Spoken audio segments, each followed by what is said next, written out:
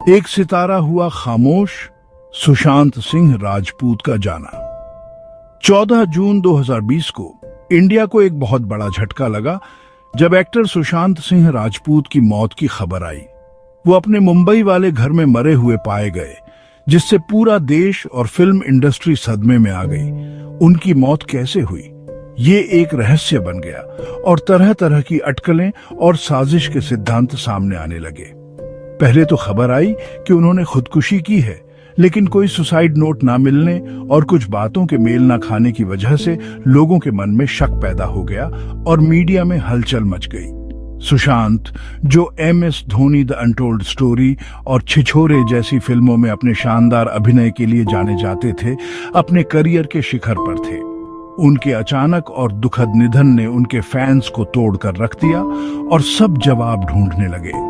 देश ने एक प्रतिभाशाली कलाकार को खो दिया और उनकी मौत कैसे हुई, ये एक बहुत बड़ा सवाल बन गया।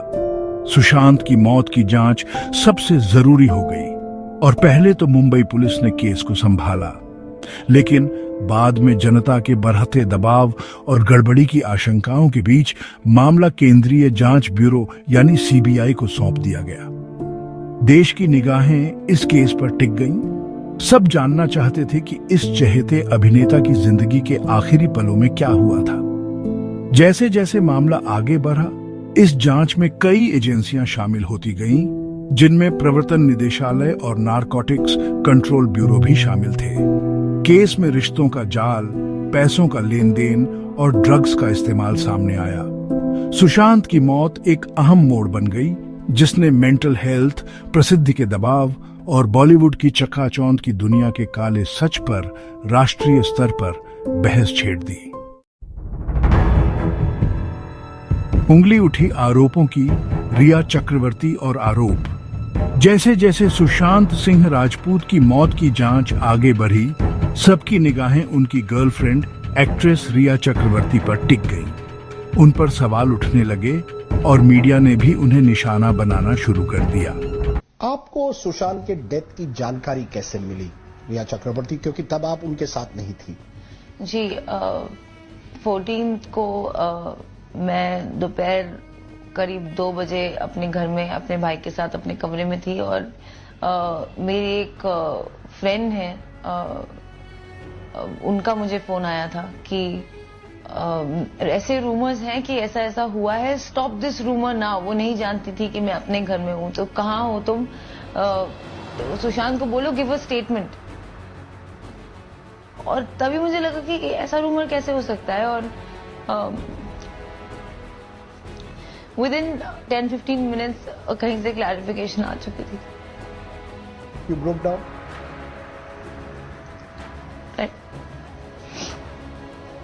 What did you do after that? आप उनके घर गई, कहाँ गई? जी नहीं, मैं उनके घर नहीं गई। I broke down, I was completely shocked. मुझे समझ नहीं आ रहा था कि ऐसा कैसे हो सकता है। और मुझे बताया गया कि उनके फ्यूनरल में, उनकी लिस्ट में मेरा नाम नहीं है। इंडस्ट्री के काफी लोगों का नाम था और मुझे उनसे पता चला कि मैं बिल्कुल नहीं जा सकती हूँ क्योंकि मेरा नाम नहीं है और वो लोग मुझे वहां नहीं चाहते। कौन नहीं चाहते? उनकी फैमिली। रिया, जो सुशांत की मौत से पहले कुछ महीनों तक उनके साथ रह रही थी, खुद को आरोपों के तूफान के बीच घिरा पाया। सुशांत के परिवार ने, जो उनके जाने के गम और परिस्थितियों पर शक के बीच जूझ रहे थे, रिया के खिलाफ FIR यानी फर्स्ट इंफॉर्मेशन रिपोर्ट दर्ज कराई, जिसमें उन पर आत्महत्या के लिए उकसाने समेत कई गंभीर आरोप लगाए गए। FIR में आरोप लगाया गया कि रिया ने सुशांत को उनके परिवार से अलग कर दिया था, उनके पैसों का गलत इस्तेमाल किया था और उनकी बिगड़ती मानसिक स्थिति में उनका हाथ था। ये आरोप मीडिया की अटकलों और लोगों की भावनाओं से और भी हवा मिली, जिससे रिया को एक ऐसी चालबाज औरत के रूप में दिखाया जाने लगा जिसने सुशांत को मौत के मुंह में धकेल दिया। सोशल मीडिया प्लेटफॉर्म राय के मैदान बन गए और #जस्टिस फॉर सुशांत जैसे हैशटैग देश भर में ट्रेंड करने लगे। जनता, जो जवाबों की तलाश में थी और लगातार मीडिया कवरेज से प्रभावित थी, ने रिया को मुख्य संदिग्ध मान लिया। उनकी हर हरकत पर नजर रखी जाने लगी। उनके पिछले रिश्तों को खंगाला गया और जनता की अदालत में उनके चरित्र को धूमिल कर दिया गया। रिया पर कई गंभीर आरोप थे। उन पर सुशांत को ड्रग्स देने, उनके पैसों पर कंट्रोल करने और उन्हें उनके सपोर्ट सिस्टम से अलग करने का आरोप था। हालांकि इन आरोपों को अभी तक अदालत में साबित नहीं किया गया था, लेकिन उन्होंने मामले की कहानी को काफी हद तक प्रभावित किया, जिससे जनता की राय रिया के खिलाफ हो गई और उन्हें लगातार जांच और उत्पीड़न का सामना करना पड़ा। मेडिकल सबूतों से पर्दा उठता है पोस्टमार्टम और फॉरेंसिक रिपोर्ट्स। जब बॉडी ऑब्जर्वेशन किया देखने के बाद ये जो गले का मार्किंग जो रहता है, हैंगिंग यानी जो बोलते हैं सुसाइड के टाइम जो रैंक रहता है, वो सुसाइड के जैसा नहीं लग रहा था मेरे को। अलग अलग ढंग से मतलब पैर में, हाथ में, मतलब बॉडी में मार कैसा। अभी देखो, अभी मारते वक्त तो उसको कुछ कैसे मारा है वो मैं बता नहीं सकता। वो मार लगेला अलग ढंग के था। हमने जब देखा तो वो फ्रैक्चर के माफिक था। बॉडी खोलने के बाद देखा तो थोड़ा अलग दिखा, क्योंकि सुसाइड और मतलब सुसाइड में और वो जो बॉडी देखने के बाद वो जो ये करते हैं हम लोग डिस्कस, उसमें हमारा थोड़ा बातचीत होने के बाद मालूम पड़ा कि भाई सुसाइड है। मैं सर से बात करने गया, भाई सर ये जरा अलग केस दिख रहा है। साहब बोले अपन बाद में डिस्कस करेंगे, थोड़ा ऐसा इग्नोर किया। तो मैं 14-15 तारीख को ड्यूटी पे था, मैं काम कर रहा था। उस टाइम में एक बॉडी वीआईपी आई है। अभी वीआईपी बॉडी आई है तो पुलिस लोग भी ज़्यादा सब लोग आते थे और आए थे। हम लोग कौन तो भी वीआईपी मतलब कोई तो होएगा ऐसा सोच के हमें हमारा काम चालू करने के बाद उनका नंबर 11-12 बजे आया रात में। उसके बाद हमने वो कपड़ा विपड़ा खोलने के बाद देखा मतलब हमको जब खोलने के टाइम ही मालूम पड़ा कि भाई ये सुशांत सिंह राजपूत की बॉडी है। तो हम बॉडी खोलने के बाद देखा तो थोड़ा अलग दिखा, क्योंकि सुसाइड और मतलब सुसाइड में और वो जो बॉडी देखने के बाद वो जो ये करते हैं हम लोग डिस्कस, उसमें हमारा थोड़ा बातचीत होने के बाद मालूम पड़ा कि भाई ये सुसाइड है। मैं सर से बात करने गया, भाई सर ये जरा अलग केस दिख रहा है, क्योंकि मेरे को अभी 28 साल का मेरे को तजुर्बा ऐसा ही कि मैं 50-60 हज़ार बॉडी कर चुका हूँ, तो इस सब से मैं बात करने गया। तो साहब बोले अपन बाद में डिस्कस करेंगे, थोड़ा ऐसा इग्नोर किया। लेकिन डाउट क्यों है, क्या कारण था आपको बताइए। हाँ, तो मेरे मतलब मैं जब बॉडी ऑब्जर्वेशन किया देखने के बाद ये जो गले का मार्किंग जो रहता है, हैंगिंग यानी जो बोलते हैं सुसाइड के टाइम जो रैंक रहता है, वो सुसाइड के जैसा नहीं लग रहा था। जैसा ऐसा अलग से ऐसा दबा मतलब ऐसा क्या बोलते हैं आप हिंदी में, ऐसा खिंचाव के करने के बाद कैसा पकड़ के तड़पने के वक्त छूटता है करता है, ऐसा मार्किंग 2-3 था। और दूसरा मेरे को अलग अलग ढंग से मतलब पैर में, हाथ में, मतलब बॉडी में मार कैसा। अभी देखो, अभी मारते वक्त तो उसको कुछ कैसे मारा है वो मैं बता नहीं सकता। वो मार लगेला अलग ढंग के था। हमने जब देखा तो वो फ्रैक्चर के माफिक था। अभी देखिए सर, वो वीडियो शूटिंग करते और वो पोजीशन में हाथ देखते करते हाथ पैर हिलाते तो वो मालूम पड़ता था, समझ में आया।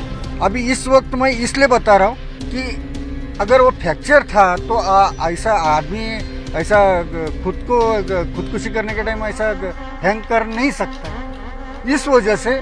और जो मार्किंग मैंने बताया वो भी नहीं हो सकता है। मुंबई के कूपर अस्पताल में डॉक्टरों की एक टीम द्वारा की गई पोस्टमार्टम रिपोर्ट में निष्कर्ष निकाला गया कि सुशांत सिंह राजपूत की मौत फांसी लगाने से हुई थी, जो आत्महत्या का संकेत था। हालांकि कोई सुसाइड नोट न होना और उनकी मौत से जुड़ी परिस्थितियां संदेह पैदा करती रहीं और अटकलों को हवा मिलती रही। जनता की जांच और तेज हो गई। कई लोग शुरुआती रिपोर्ट पर सवाल उठाने लगे और पूरी जांच की मांग करने लगे। इस मामले को और उलझाते हुए अखिल भारतीय आयुर्विज्ञान संस्थान यानी एम्स की एक फॉरेंसिक टीम को सबूतों की दोबारा जांच के लिए बुलाया गया। सीबीआई को सौंपी गई उनकी रिपोर्ट ने शुरुआती पोस्टमार्टम रिपोर्ट का समर्थन किया, जिसमें निष्कर्ष निकाला गया कि गड़बड़ी का कोई सबूत नहीं मिला। हालांकि एम्स की रिपोर्ट ने बहस को खत्म नहीं किया। गवाहों के बयानों में अंतर, सुशांत की मौत से पहले की घटनाओं का समय और जबरन आत्महत्या कराए जाने की आशंका पर बहस जारी रही। फॉरेंसिक रिपोर्ट हालांकि सबूतों के अहम हिस्से थे, लेकिन मामले से जुड़े सभी सवालों का जवाब नहीं दे सके, जिससे सुशांत की मौत की परिस्थितियों पर रहस्य का साया बना रहा। मेडिकल सबूत हालांकि प्रथम दृष्टया आत्महत्या की ओर इशारा करते हुए निर्णायक प्रतीत हो रहे थे, लेकिन कई लोगों को संतुष्टि नहीं दे पाए। जनता, जो मामले में भावनात्मक रूप से शामिल थी और लगातार मीडिया कवरेज से प्रभावित थी, हर पहलू को खंगालती रही, उन जवाबों की तलाश में जो केवल मेडिकल रिपोर्ट नहीं दे सकते थे। भाग 4, भाई भतीजावाद का साया, क्या इसने सुशांत के सितारे को धूमिल कर दिया? सुशांत सिंह राजपूत की दुखद मौत ने बॉलीवुड में भाई भतीजावाद पर बहस को फिर से हवा दे दी। कई लोगों ने दावा किया कि इंडस्ट्री के जड़ जमाए सत्ता ढांचे ने उनकी मौत में भूमिका निभाई है। सुशांत, जो एक बाहरी व्यक्ति थे और टेलीविजन की दुनिया से स्टारडम तक पहुंचे थे, को अक्सर स्टार किड्स और ताकतवर परिवारों के वर्चस्व वाली इंडस्ट्री में एक कमजोर व्यक्ति के रूप में देखा जाता था। कई लोगों ने तर्क दिया कि सुशांत को प्रोफेशनल तौर पर कई झटके लगे थे, जिसमें प्रोजेक्ट से बाहर किए जाने और इंडस्ट्री के भीतर कुछ खास लोगों से दुश्मनी का सामना करना शामिल था, क्योंकि वो एक बाहरी व्यक्ति थे। ये धारणा उन खबरों से और मजबूत हुई जिनमें दावा किया गया था कि सुशांत को फिल्मों से निकाल दिया गया था, एंडोर्समेंट खो दिए थे और उनकी मौत से पहले के महीनों में उन्हें प्रोजेक्ट हासिल करने में कठिनाई हो रही थी। सोशल मीडिया प्लेटफॉर्म पर बॉलीवुड में बाहरी लोगों के साथ कथित तौर पर किए जा रहे अन्यायपूर्ण व्यवहार के बारे में चर्चाओं का बाजार गर्म था। कई लोगों ने आरोप लगाया कि सुशांत की प्रतिभा और क्षमता को एक ऐसी इंडस्ट्री ने दबा दिया जिसने प्रतिभा की बजाय रिश्तों और संपर्कों को महत्व दिया। हालांकि सुशांत की मौत में भाई भतीजावाद ने किस हद तक सीधे तौर पर योगदान दिया, ये अनुमान का विषय बना हुआ है, लेकिन उनका निधन बॉलीवुड की जटिल शक्ति व्यवस्था में जगह बनाने की कोशिश कर रहे बाहरी लोगों के संघर्षों का प्रतीक बन गया। भाई भतीजावाद को लेकर बहस ने एक अधिक समावेशी और निष्पक्ष इंडस्ट्री की आवश्यकता पर प्रकाश डाला, जहां प्रतिभा और योग्यता को वंश और संपर्कों पर वरीयता दी जाए। सुशांत की मौत हालांकि दुखद थी, लेकिन एक आंख खोलने वाली घटना साबित हुई, जिसने इंडस्ट्री के भीतर आत्मनिरीक्षण और सुधार के आह्वान को बढ़ावा दिया। अब आप भाग 5, रिया चक्रवर्ती, शिकार या खलनायक, सच को कल्पना से अलग करना। सुशांत सिंह राजपूत मेरे हिसाब से did not commit a suicide. जब कूपर हॉस्पिटल में सुशांत की बॉडी के साथ लाया गया तो जो लाइगेचर मार्क थे, जितने भी एक्सपर्ट से बात करी गई थी, वो लाइगेचर मार्क कहीं भी पॉइंट ये नहीं करते थे कि यार ये व्यक्ति ने खुद सुसाइड कमिट किया है। क्या कोई इन सवालों का जवाब दे पाया? उसकी बॉडी और उस पंखे के बीच की हाइट ही जब नहीं थी तो कैसे हुआ? आप एक कोई भी प्रिलिमिनरी रिपोर्ट आने में समय लगता है, उसकी एक साइंटिफिक इन्वेस्टिगेशन होती है। वो साइंटिफिक इन्वेस्टिगेशन हुए बगैर ही कंक्लूड कर दिया गया था कि भाई वो केस ऑफ सुसाइड है। आप समझ रहे हैं? जब उस वक्त की मुंबई पुलिस ने जो बिहेव किया था, जब बिहार पुलिस उसको इन्वेस्टिगेट करने आई थी, अगर कुछ भी दाल में नहीं डाला था तो क्यों उसको रोका गया था? तो अगर एक मिडिल क्लास बच्चा व्यक्ति जो बिहार से आके अपने पैरों पे खड़े होता है, उसके लिए अगर आवाज उठाना गलत है तो यार वो गलती मंजूर है, वो गलती हमने की और करेंगे।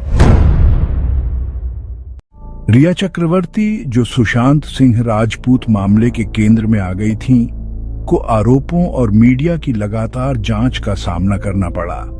जहां एक तरफ सीबीआई जांच जारी थी, वहीं जनता के मन में घर कर चुकी प्रमाणित दावों और अटकलों पर आधारित कहानियों के बीच अंतर करना भी जरूरी था।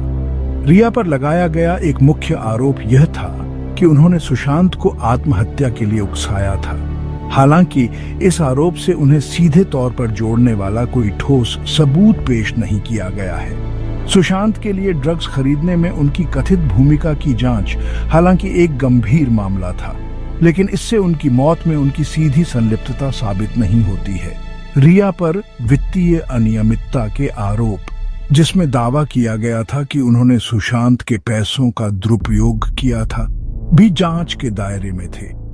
हालांकि प्रवर्तन निदेशालय यानी ईडी इन दावों की जांच कर रहा था, लेकिन कोई निश्चित निष्कर्ष नहीं निकल पाया था।